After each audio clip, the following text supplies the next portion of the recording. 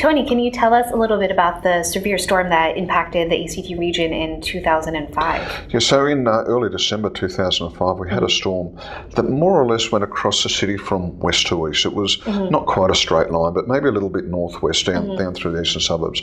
And so we had this huge swathe of damage that caused enormous problems to one of our hospitals. It lost power, to the commercial area of Fishwick, and a lot of the commercial buildings were severely damaged there.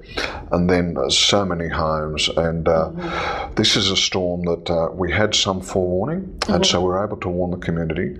But the severity of it was such that there was very little the community could do other than just batten down, ride the storm out, and then those that could help themselves, they did that.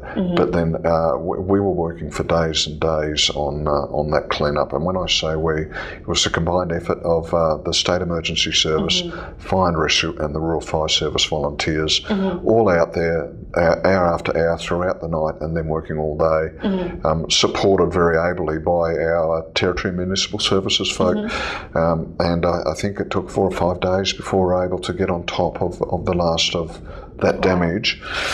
And that was affecting temporary repair, and then there's some people and some of the commercial buildings, they were weeks or even months where they weren't able to be used because just the severity of the damage was just so significant. Wow, that sounds like a very major event that happened, and it was major for you guys as well. You had heaps of phone calls. Indeed, we had many hundreds of phone calls.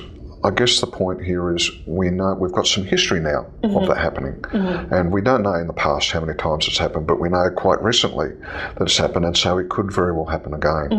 And so we'll do our best to ensure the community is safe. But at the end of the day, when you get an event like that, then it's just about doing what you can do during and after the event.